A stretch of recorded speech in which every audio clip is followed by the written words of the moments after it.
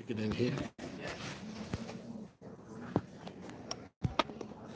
You can position this so that you can get. I'm gonna leave it in your hands. It's me? It's live. Just make sure to get the right.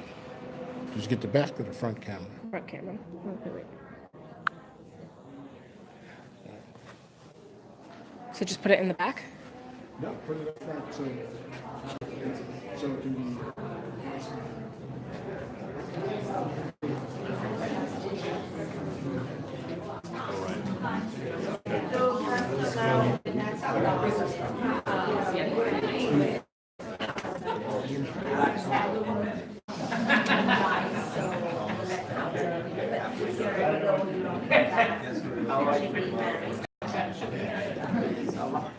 I'm so glad to have had good neighbors always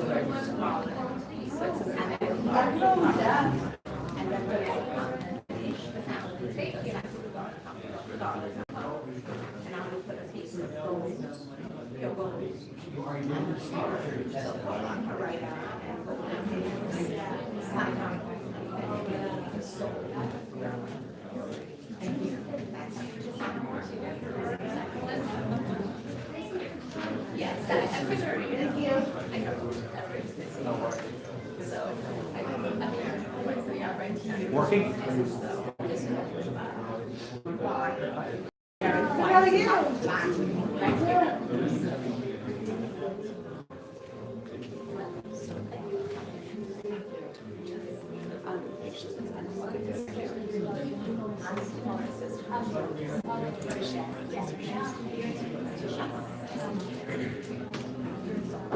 Yeah, look beautiful.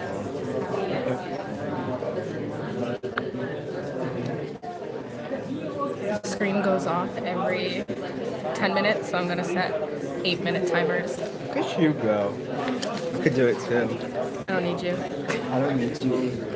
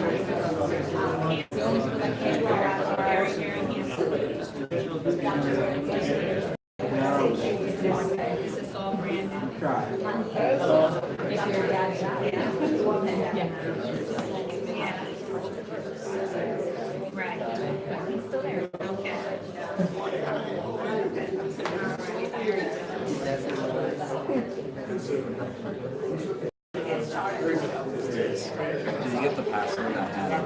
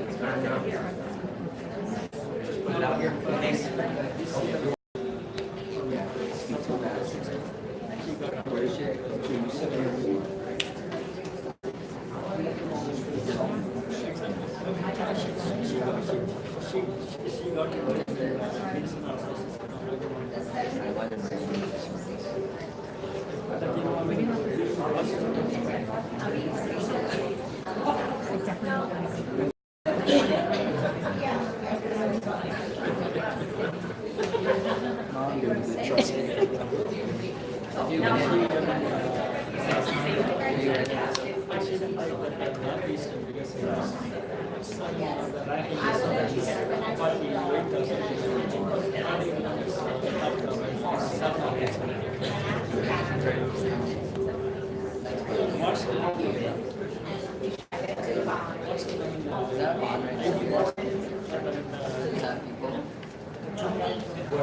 don't know how to.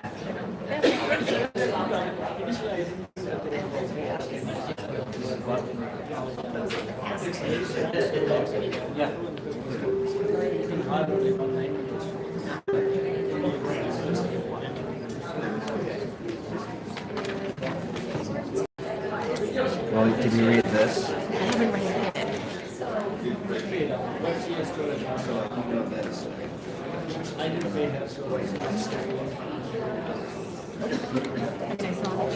Would you all be all right if I cracked this window open a little bit? Yeah, A go little for fresh it. air? Yeah, yeah. Be all right? He's like this. So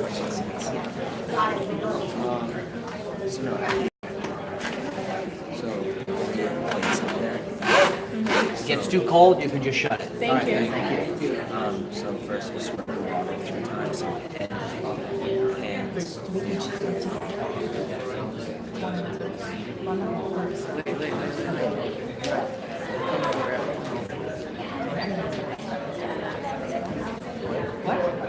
Jay, get your butt out of the picture.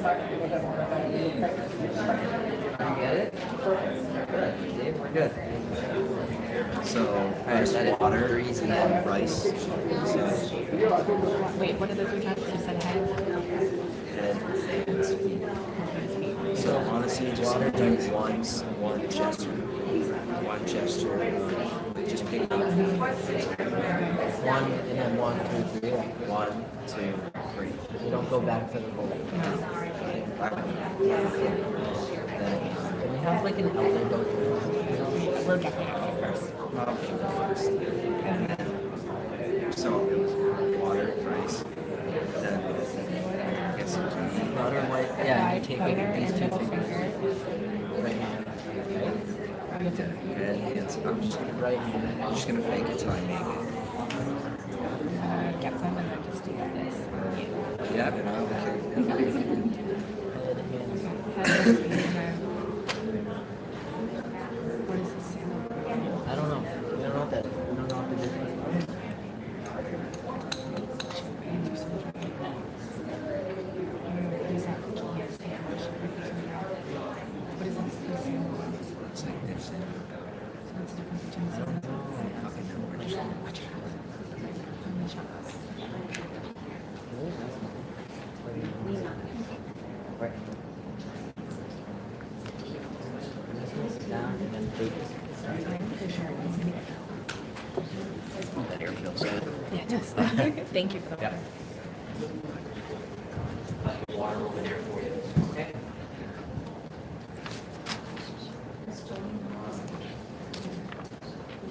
Okay, good afternoon, all. Good afternoon. Thank you. It's a wonderful and blessed day. So we come today to share insights and words to remember, honor, and recognize the life of Suni Kajiki. So on behalf of the Kajiki family, I would like to welcome all of you to this gathering and express appreciation on their behalf for coming and offering your support and encouragement. My name is Gordon Dash. Many of you I know. I haven't had a chance to touch you personally. I'll get there. As you can imagine, it's been a very hectic last few days, but I won't get to speak to all of you. At the death of a loved one, all peoples of the world take time to recall the mystery of life, to recognize the contribution to family and society of the life of the deceased, and to mourn the loss. It is therefore important for Giants and non-Giants alike to be aware of the universality of human grief and the rituals of mourning. The Giant scriptures reflect many attitudes about death, belief in the eternal nature of the soul, conviction that it is a consequence of the soul being entangled in the material world, conviction that it is a time of bodily change, resigned acceptance of the inevitability of death, trust in the benefit of living a religious and moral life, and belief in the progress of the soul towards liberation. So as we come to this service today, all of our faiths, and there are many in this room, can find and grasp into that thought. The scripture, the John scripture, also affirms many emotional responses to the reality of grief, including anger, denial, sadness and crying, resignation, yet also trust, assurance, and humility. We've had them all over the last 2 days, trust me. Empowered by the Jain belief in the eternal existence of the soul, we're going to hear a little bit more about Jainism and how these principles of life come together when our good friend Dr. Jhaveri has a chance to share his words with you very shortly. So friends, brothers, and sisters, we gather to grieve our loss and to comfort one another in our sorrow. We gather to acknowledge the life of Sudi and Kajiji and to surround the family with our support, strength, and encouragement. With those words of welcome, it is really a great honor to turn the podium over to Sudip Jhaveri, who has known Sudi since many, many years ago, probably teenage years. You will be able to say more than I. I've been fortunate to have been touched by Sudi, a devout vegetarian. She always made me a lamb soup. I don't know how she did that, but she did. And it was, nevertheless, Sudi, I'm not turning the podium.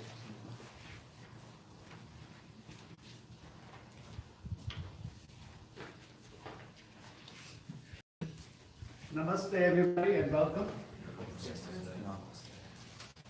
We will begin by singing the most sacred Jain prayer, the Naukar mantra. And I think everybody got this, okay.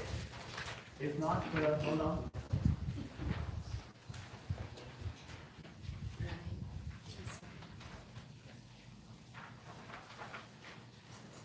This mantra recognizes and pays respect to those humans who have reached the stage of religious progress, like those of monks, nuns, soon to be liberal souls, and liberated souls. By reciting this prayer, we affirm that we are aspiring to follow their example and okay? Okay. Namo Arihom Tanam. Namo Siddhanam. Namo Aryanam. Namo Uvajanam. Namo Loe Savasahunam. Eso Pancho. Namukaro. Sarva Brahman. Brahmam Havai Mangalam.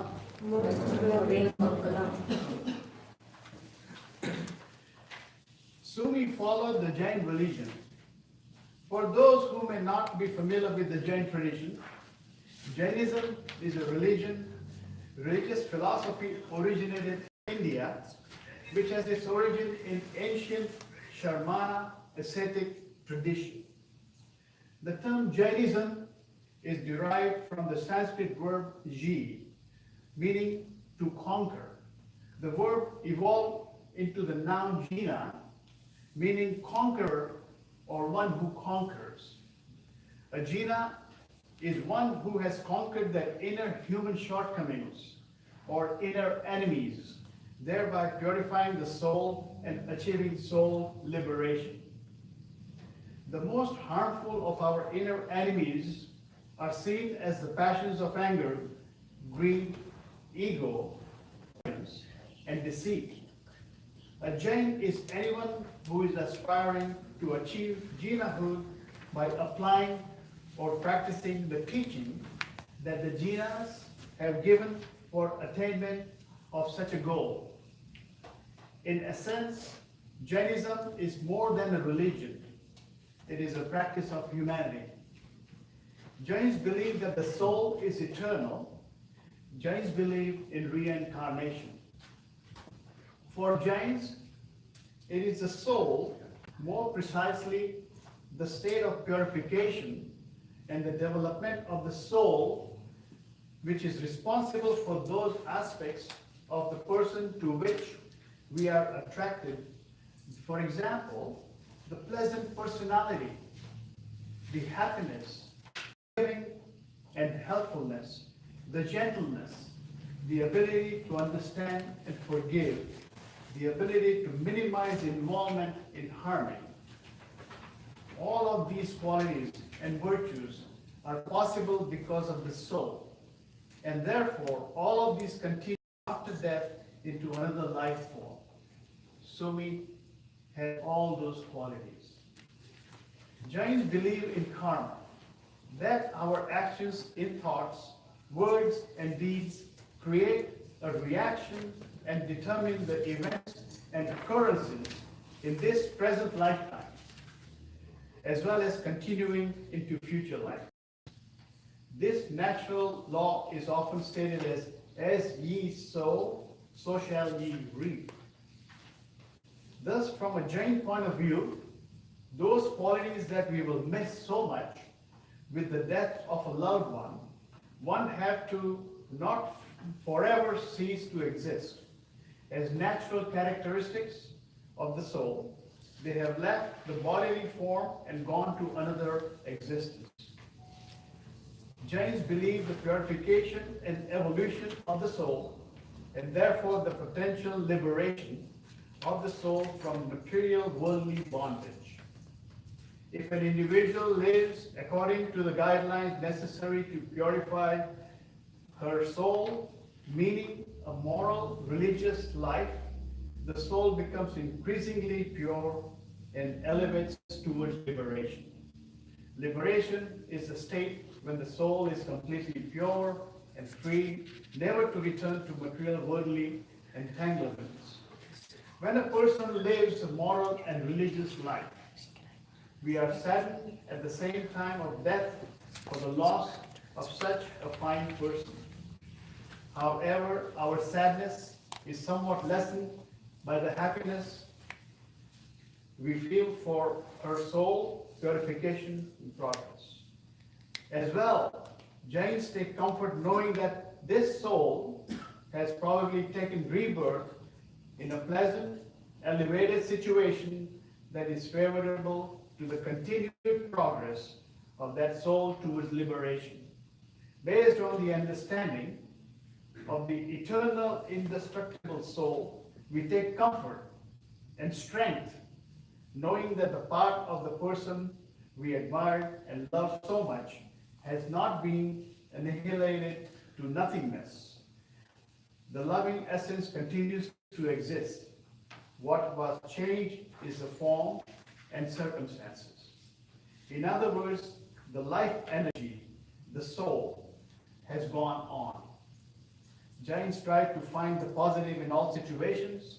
In this regard, Jains use the occasion of what is called death, more accurately understood as the time of the passing on of the living, of the life-giving soul, to reflect on our own morality.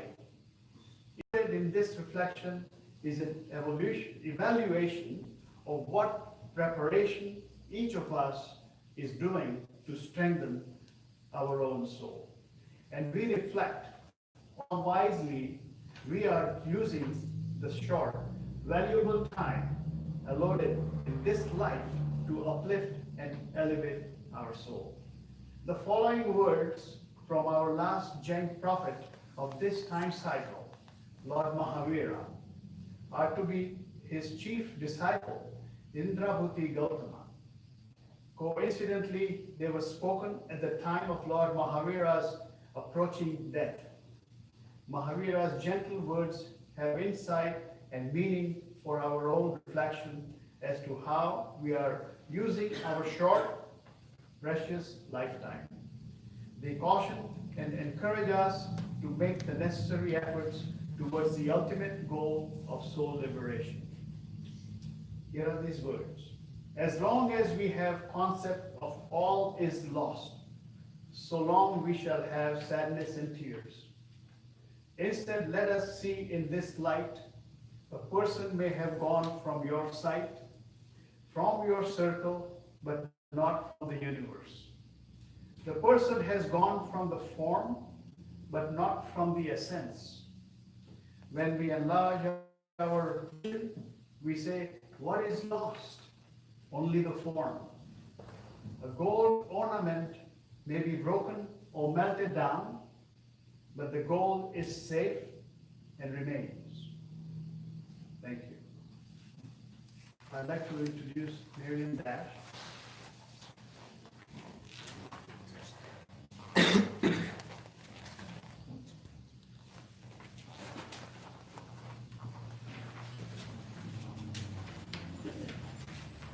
Hi, for those of you that don't know me, my name is Miriam Dash. I am the granddaughter of Sumi. My mother is Nina Kijiji. She's the middle daughter. I will be reciting the reflection prayer. As the fallow leaf of the tree falls to the ground when its days are gone, even so the life of men, women, and children will come to its end. Gautama, be careful all the while. As a dewdrop clinging to the top of a blade of thin grass, but lasts but a short time, even so the life of men, women, and children will come to its end. Gautama, be careful all the while. You have crossed the great ocean. Why do you halt so near the shore? Make haste to attain the other side. Gautama, be careful all the while. Going through the same religious practices as perfected saints, you will reach the world of perfection, Gautama, where there is safety and perfect happiness. Gautama, be careful all the while.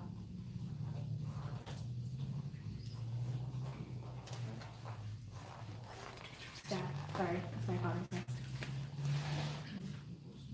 That's what you told me.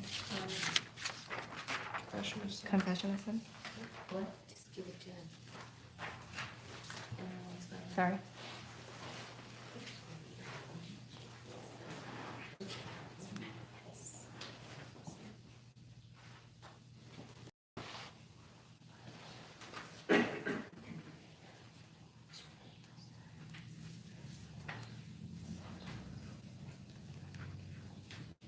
Confessions of sins. Confession of sins is part of the Jain tradition. For Jain sins are seen as mistakes which we make in our ignorance in thought, word, or deed that harm or offend others. Jains see that in our ignorance we do things intentionally or unintentionally that can be harmful. Moreover, Jains believe that causing harm to others, a first and foremost causing harm to one's own soul. When we confess our sins, we make amends and expect atonement.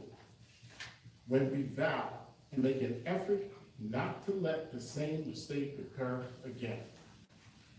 Dear friends, let us take this opportunity to confess our sins and cleanse our hearts, to sweeten our memories, and to renew our confidence in the power of forgiveness to elevate our lives towards goodness. Jains have a particular forgiveness mantra meaning prayer, which is called Shamapana. Shamapana. Yeah. While this mantra is sung in Sanskrit, we will recite together the English version of the prayer. And if you have the program, you They can don't, recite. they don't, you need to say a line and they can repeat. Okay. I will say a line, and you may repeat. I grant forgiveness to all living beings, I grant forgiveness to all living beings, and may all of them forgive me. and may all of them forgive me. I have friendship with all living beings, I have friendship with all living beings, and hostility towards none. and hostility towards none.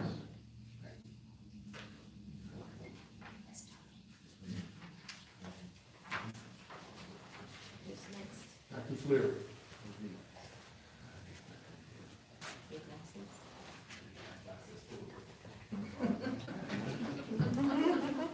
Your glasses.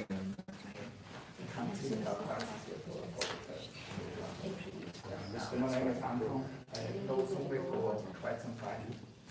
She taught me how to cook Indian. I love her okra. I got a mistake.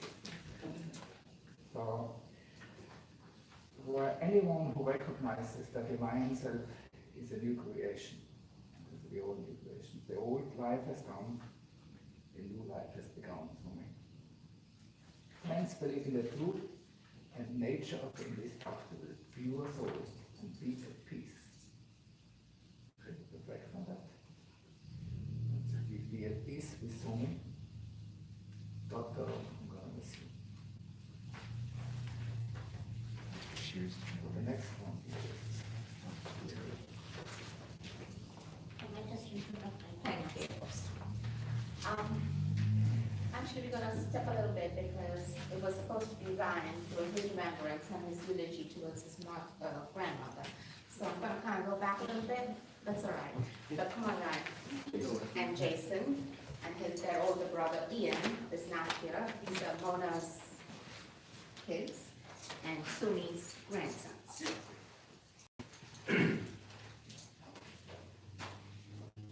Good afternoon. My name is Ryan Kilcoyne. My name is Jason Kilcoyne. And we both would like to thank you for coming to our grandmother's service today. It is my true honor to stand before you today with one of my best friends, my brother Jason, to remember the life of our beloved grandmother, an amazing woman of character that gave us nothing but endless love, support, and compassion. I'm saddened to inform you that our older brother Ian is not able to be here with us today because he is soaking up the sun in the Dominican Republic, not jealous at all, but he wishes that he could be here and know that his thoughts and emotions are very much included in the words that I'm sharing with you today. A grandmother is someone who never fails to make you smile, no matter what type of mood you're in. Growing up in Mystic, we never had a babysitter because Grandma and Papa were always there for us, taking us three boys into their home every morning before school and every evening after school, as Mom and Dad were very busy with work. Throughout your life, you have many teachers, but I can say from all of us that one of the most impactful teachers that we had, even before we walked through the doors of elementary school, was our grandmother. She never failed to teach us right from wrong and truly blessed all three of us and had an immense impact on shaping each of us to be the young men that we are today. As you get older, nursing home visits can be hard, as you only want to remember the good memories that you have with someone and cherish the true person you knew them as while you were growing up. That is exactly what I'm going to do today. Let me tell you a little bit about my grandmother and some of our fond memories we had while growing up. If you knew Grandma, you knew that feeding anyone who walked into her house was a must, and her entire daily routine revolved around cooking for her family. As three little boys, we ran around her playing with toy Hess cars at her feet while she tried to cook. We most definitely made it hard for her, but she would just smile and keep minding her own business. We turned our whole house into a mock town, and Grandma's whole day consisted of watching and listening to toy police sirens blare throughout the house as Bashir, Ian, Jason, and I continually pretend to arrest each other for countless hours each day. Chamamasi, Consider this a sincere apology for anything we did to your bamboo floors or anything in general we did to Grandma's house. It was all out of love. As we got older, the toy cars went away, but the fun never ceased. Thanks to Shomamasi's tireless efforts and her beautifully landscaped yard, Grandma's house had a lovely little pond in the backyard that all three of us and Bashir became extremely fond of. We soon spent entire days around the pond, catching frogs, probably terrorizing them, until we put them back to do the same thing over and over again, day after day, year after year. I'll never forget the piercing sound of Grandma yelling, as we got a little too close to the edge, scared for her life, that we're going to fall in and drown, but Grandma, I just have to say, the pond was a foot deep, and we're all breathing and in one piece together. Okay, so as Ryan has shared, Grandma's house was always fun while growing up. My experience was much of the same. Although I was the quiet one through our youth, Grandma still gave me the same love and affection as my brothers, a simple act for which I am eternally grateful. Most of my time spent at Grandma's and Papa's house was when I was around elementary school, approximately 6. A kid's view of the world at this age is completely different than the adulthood I live in now, and my best memories come through this viewpoint. There was a time when it was only Grandma, Papa, Bashir, and myself in the house, as Ian and Ryan were now in school. I must say, I was not the easiest to Grandma through these years. However, she would always put up with my attitude and picky eating. One of my favorite mistakes came at the lunch table. I was eating what I ate every day at this house, rice, roti, and peas. Grandma would sit in the chair to the left of me. She got up for a second to get water, and in this time frame, I would pee onto my spoon like a catapult, and then proceeded to launch it at the ceiling. To both of our surprise, the pee I had launched reached the ceiling. This was no small feat because the ceiling is a dining. Don't tell Shobamasi.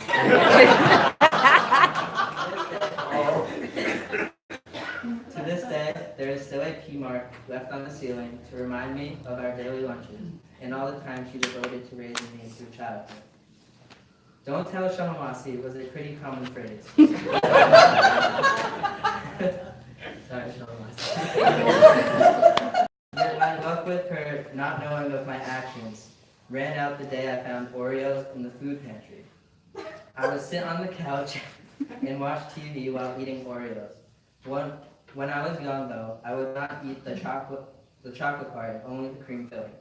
Most kids at age 6 have developed object permanence, the idea that objects that can't be seen still exist. I moved in slow because I would eat the filling out of the Oreos, put the chocolate sides back together, and then throw them behind the couch. And if I couldn't see them, no one could. Well, one day, Shomamasi decided to rearrange her living room. To my dismay, she found every single Oreo I had tossed into my garbage can. And yes, I was scolded. After our little talk, I walked into the kitchen and Grandma said, "You dumb boy." Not mad or angry, just hard love. My absolute favorite memory with Grandma is not one where I misbehaved, although I have many more of these. This memory came during our birthdays. Grandma's birthday is May 3rd, and my birthday is May 2nd. Throughout my whole childhood, Grandma would tell me I'm one day older than her because of this. When she started developing dementia, it became relatively bad and she started forgetting my name. I would go to the nursing home and try to get her to recognize me. The only You're gonna take a pause.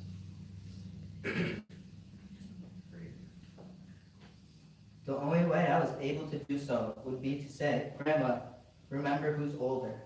Her face would light up with a smile, the same smile she would give me when I would get scolded by one of her daughters.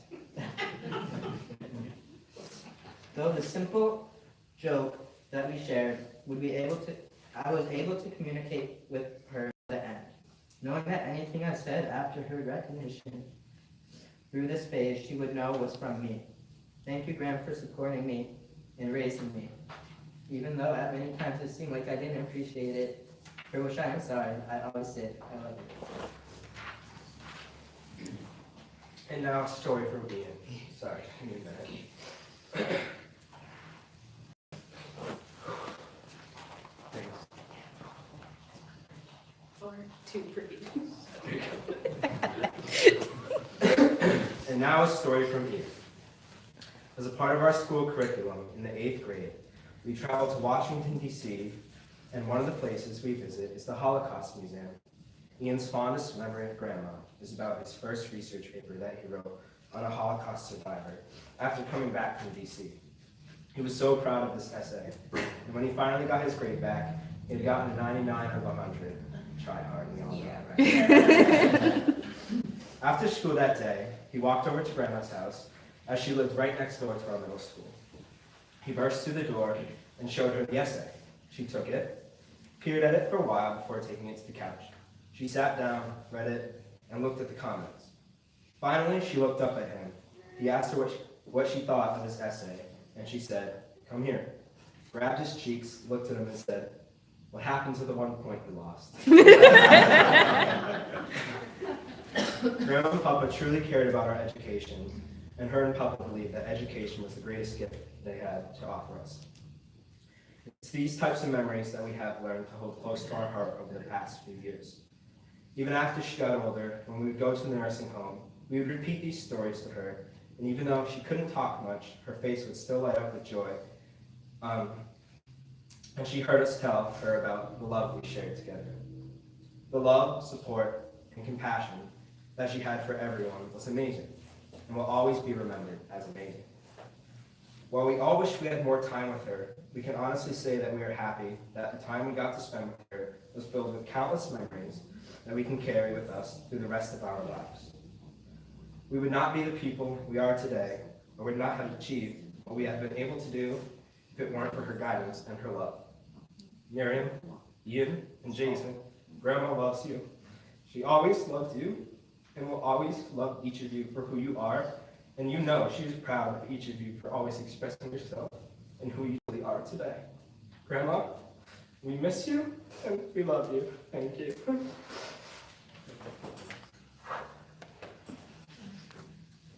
Thank you.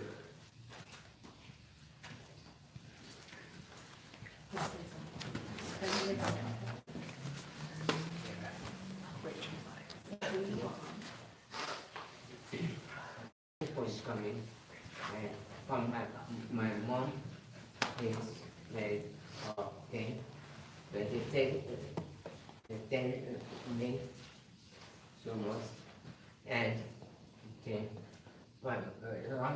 then my mom said me, I'm from child, and I do a lesson, you don't do the lesson when you go out to a pig. I say, okay, I do the lesson and go up to pen and buy milk, buy everything from my mom. And I say, okay. My father said, okay, and my family done homework. And I have and fire. And you say, I pay fire? No, do homework and then we pay fire. Okay, thank you.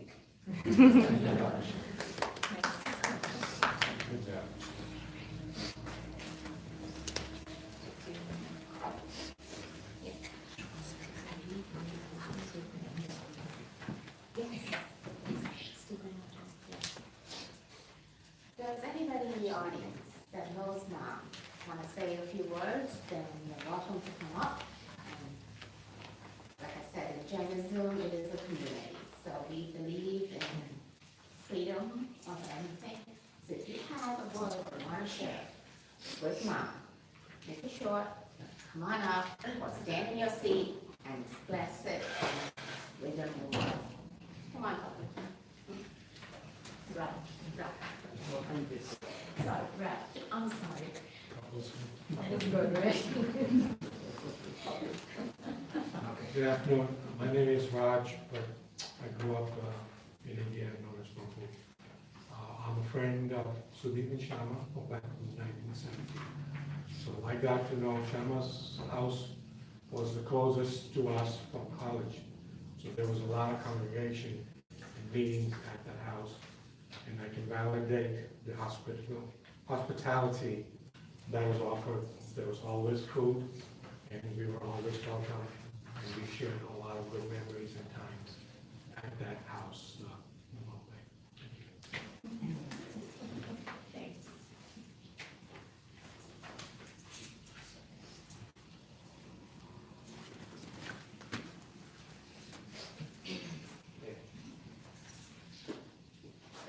Great job. Ryan. So, Ken Kilcoyne, son-in-law, Mrs. Kijiji. So, many great memories.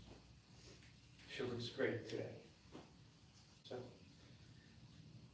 you know, we came together, very interesting. We're kind of like a melting pot of a lot of different faiths. Muslim, Hindu, Catholic. And it was a beautiful thing. You know, we all understood each other and loved each other. I feel very fortunate. I have Mrs. Kijiji. And many times, yes, I used to say, she used to tell me, don't tell Shama. I've been in their shoes. You know, I turned in the program. But I think you can see the expression of love that we have here today. She was a very special person. You know, there's kind people, and then there's Mrs. Kijiji kind. She's the kindest person I ever met. God bless Mrs. Kijiji. Thanks.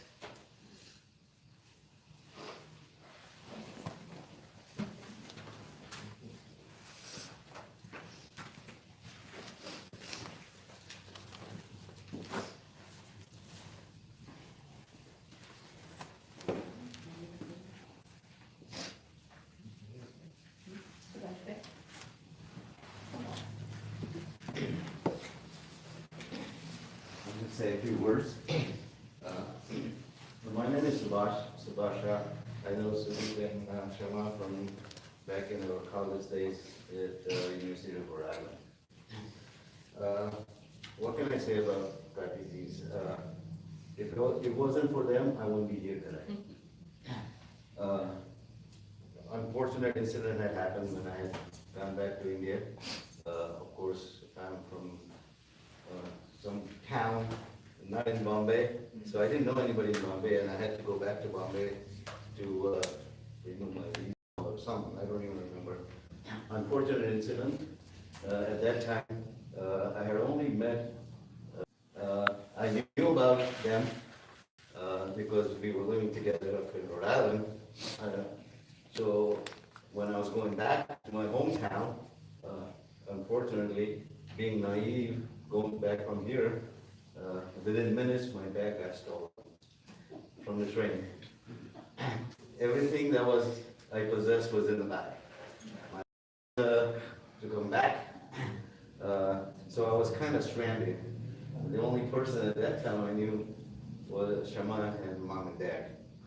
They were only kind of stone throw away from the train station.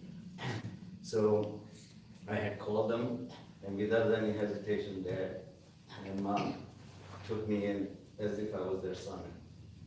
And they took care of me until he ran around the whole town trying to figure out what happened to the bag.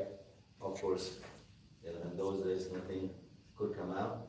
But I can't even remember, he spent countless hours visiting every political people or consulate to making sure that I got my visa and I was able to come back here. And for those, I don't remember, at least a week or more, they kept me in the house. They took care of me. Nina and Mona were a very strong woman, because she did not want to let it go. She was so devoted to her son, to Bashir. She essentially sacrificed everything for her family.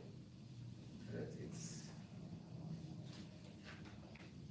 love, really, the incarnation of love. Beautiful human being. That's all I can say. I'm grateful that when you ever meet in your life people like that, you know what human beings are. You know? So they make all the difference because they really leave an imprint in your soul, not just an acquaintance, but they actually affected you. She was a remarkable lady. She couldn't drive, see?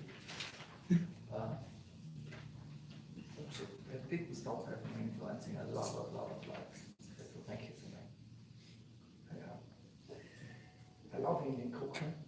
Most of that she taught me. I'm the recipient of my Indian cooking skills now. Here they are, right? For the fact, I'm going for the fish for my glasses. So, all right. So I got the instruction from the always got the instructions.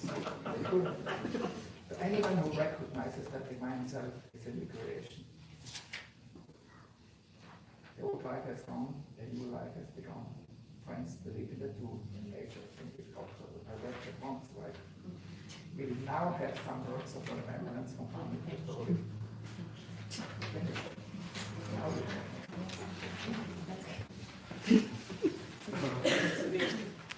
That's a repeat, and then we go to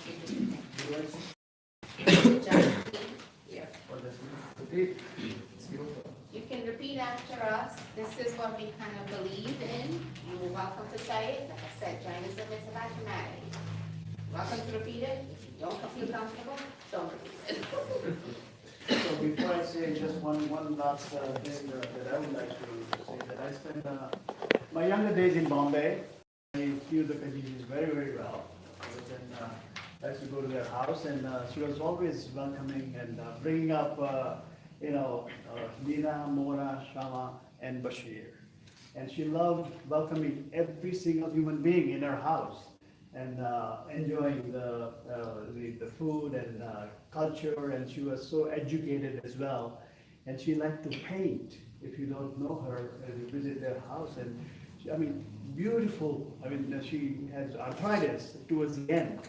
But if you look at, get a chance to see some of her sketches that she made from the old art, Indian artifacts, the figures and figurines, it's beautiful, beautiful. And it's still there. If you look at some old Indian Mughal cultures paintings, and that's exactly what she did. So she loved that. After Bashir was born, she dedicated her life to bringing up all her daughters, but she dedicated her life to Bashir.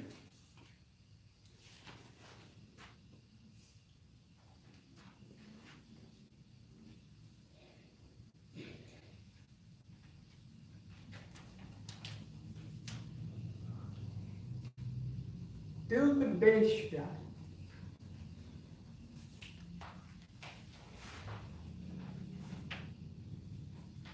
It's okay, yeah. So, but I just want to make sure, that was her.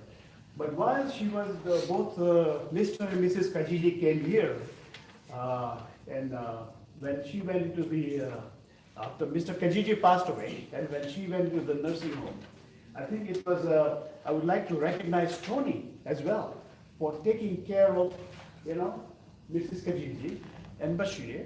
And it's so, while Mona and everybody is here, but he was there all the time for them. So just want to say a few words to say that. So statement of Jain Creed. I believe in the Jain Creed, which asserts 6 truths underlying human happiness and purpose. I believe in the existence of independent soul. That soul is eternal and is the source of my consciousness, happiness, and life energy. That soul is the doer of my actions. That soul is the knower and experiences the results of my actions. That there is liberation of soul from karmic, material bondage and the cycle of rebirths. That there is a way to soul liberation that I can follow, which is through right faith right knowledge, and right conduct. This, as a Jain, I believe.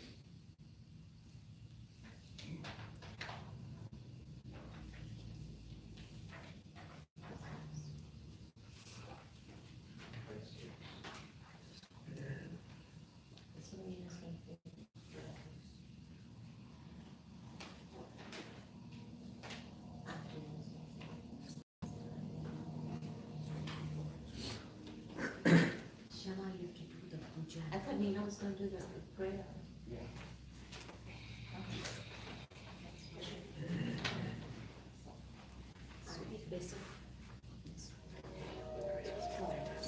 So the prayer is going on, and in our custom, just to tell you what's going on. Lately happened. Basically, we're going, theoretically, she is going to go get cremated after this. But we believe in the 5 earthly things, so rice, water, flame, sandalwood. So what we're going to do is essentially prepare her, the family prepares her for her passage on. So we will do the water, the rice, the thing that we call ghee, which is purified butter, and sandalwood. Put that on her, and put the garland on her, and she will be ready to go off peacefully. So that is what is going on right now, okay?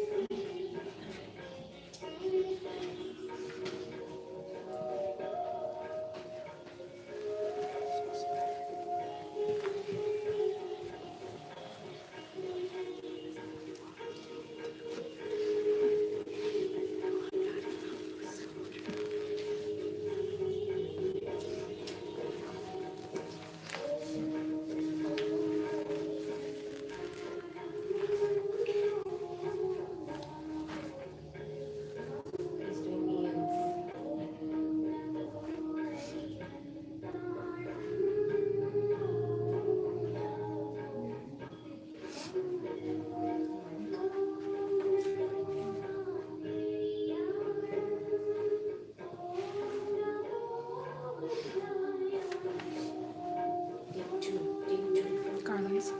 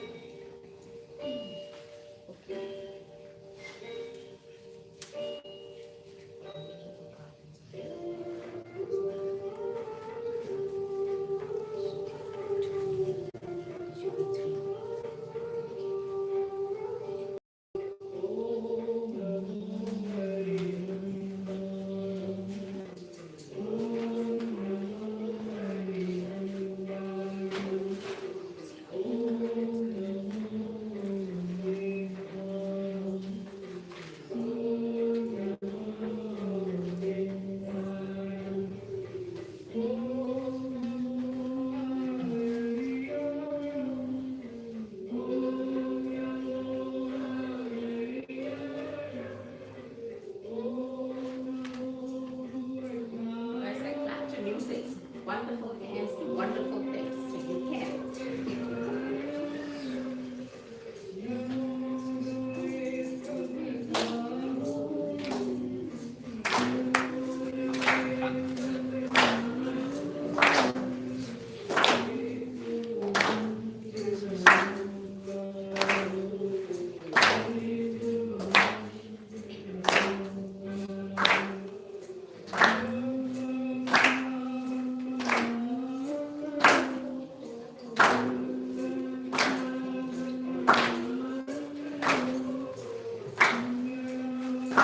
Tony.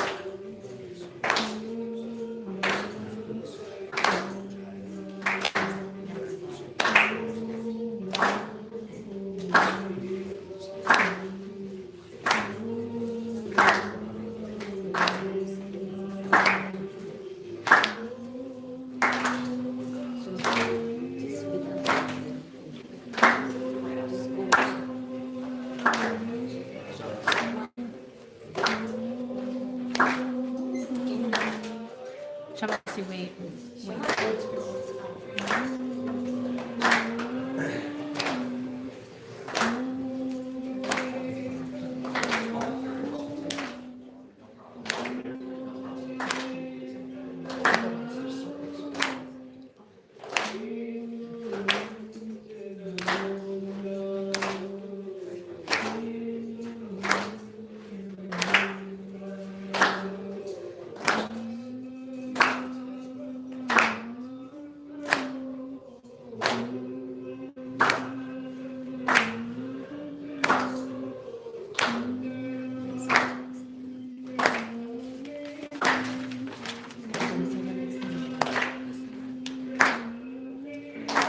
Yes.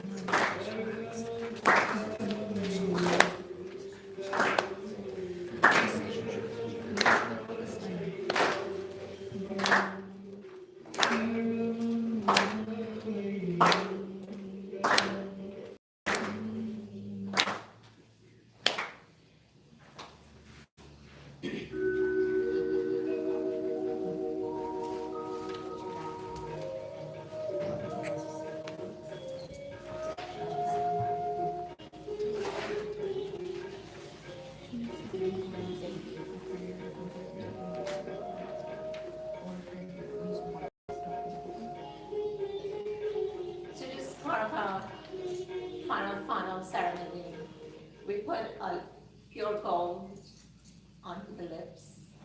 Significance as, so they've already read out for the soul, for the infinity, for just the continuum. And we put a pearl on her right eye. Significance is purity, and just, everything good. So that's what I'm doing.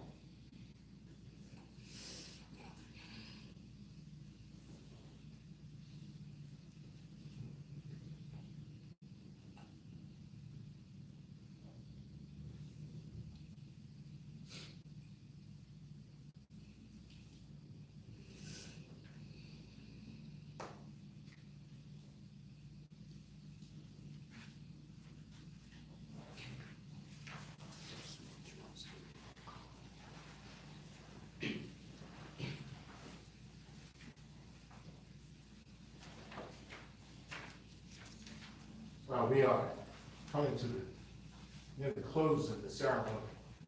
But as I sat here, thinking about the many fine words that were said, and deservedly so, about Sumi, and we heard a lot about different religions, it sort of dawned on me, we may not really appreciate how these confluences have come together.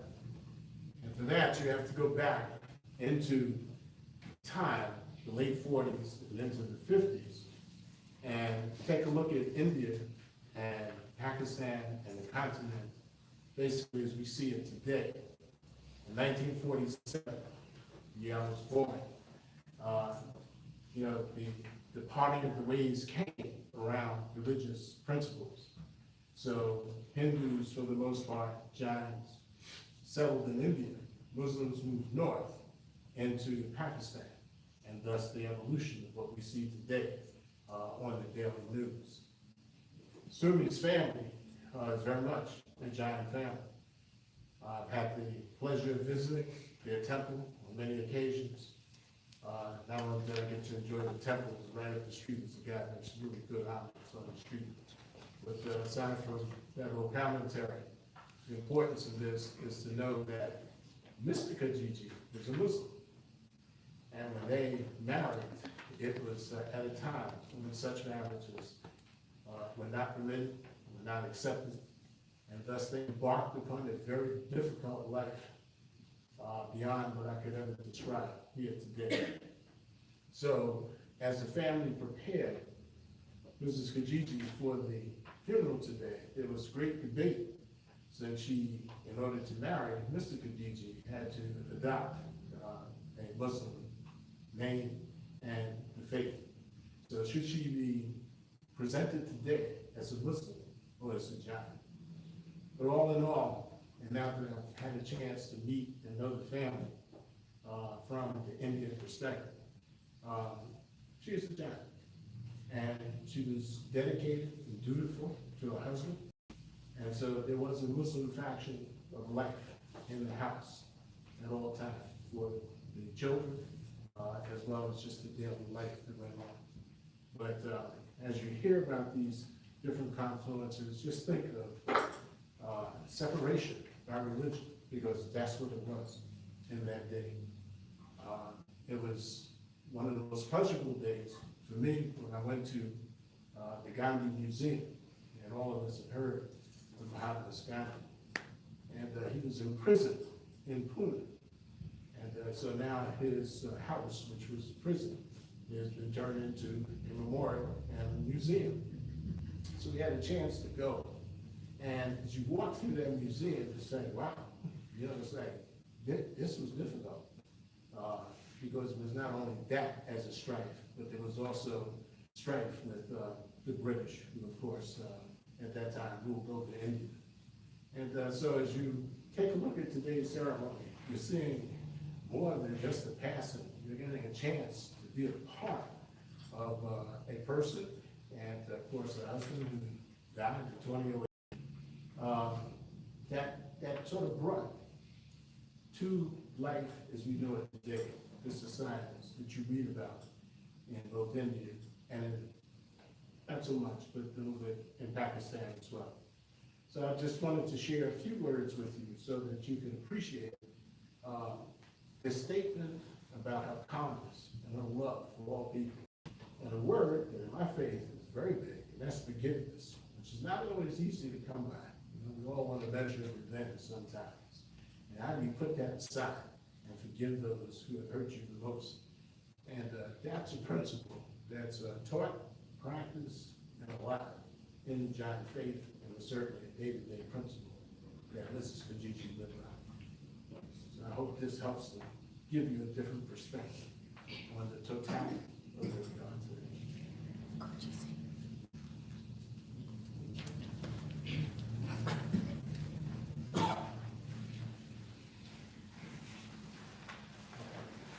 So I'm going to read a prayer of comfort. We are comforted that my grandma's pain, sickness, and sorrow are ended, and death itself is past, and trust that for her there is peace and happiness. We recognize all that she was to those who loved her. We will have 2 minutes of silence. In this silence, we will remember her, Sumi Kijiji, and bid farewell to this, her great soul.